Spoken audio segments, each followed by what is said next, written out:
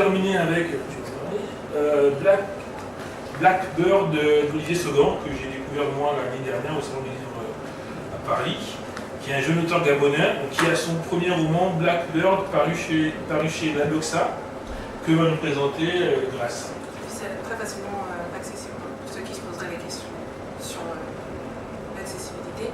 En fait, moi je dirais que c'est même pas un roman, je prends plutôt que ça comme une nouvelle, parce que c'est assez court. Et il va nous parler là-dedans, c'est un jeune, je me rappelle plus, Tom, voilà.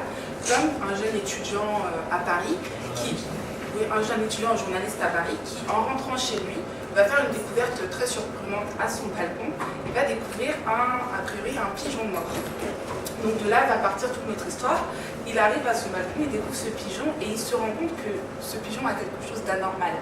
C'est pas comme les pigeons qu'il y a d'habitude, il y a des fils qui sortent de partout, il se pose des questions et il contacte son cousin, un de ses cousins, on va dire doué dans tout ce qui est informatique, etc., qui va venir lui dire que ce pigeon n'est pas normal et sert a priori a pour but d'espionner, en gros, d'espionner les habitants de la ville. Donc de là va partir toute notre histoire. Tom, qui est donc étudiant en journaliste, va décider d'enquêter sur ces pigeons. Il dit mais c'est un problème d'ordre national, on espionne nos concitoyens, etc.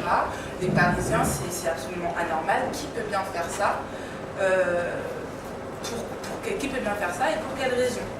Alors qui peut faire ça? On le découvre très vite, mais je préfère ne pas en parler, ne pas le dire parce que c'est trop court pour qu'on en raconte trop.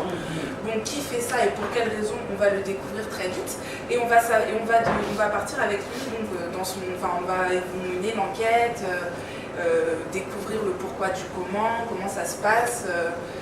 Tout au long, jusqu'à la fin. Pourquoi je dis que c'est une nouvelle? Parce que pour moi, la fin, quand je suis arrivée à la dernière page, j'ai fait on a le type de fin qu'on a généralement dans une nouvelle, très brute, on ne tergiverse pas, ça se finit, on sait que ça se finit de telle manière, pour moi c'est une fin nette, propre, de nouvelle.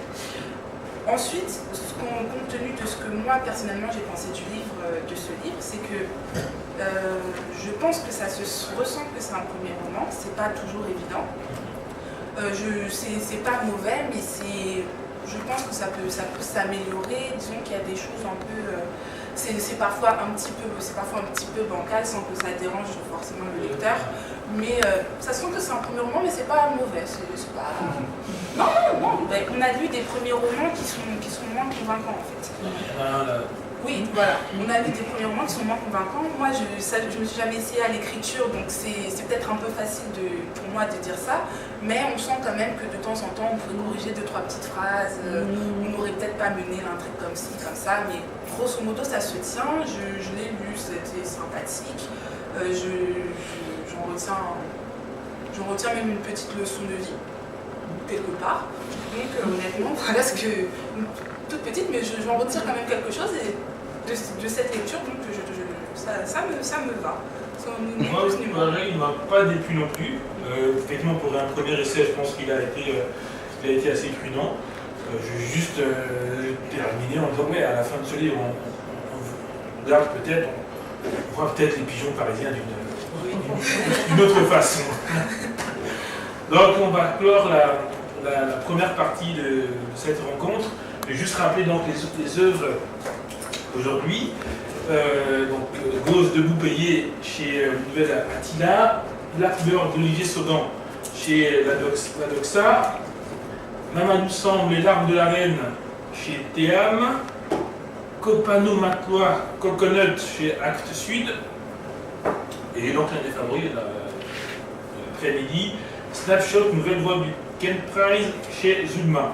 Fazendo passar mal, é só mexer, botando as cadeiras pra tremer, assim vai me fazer.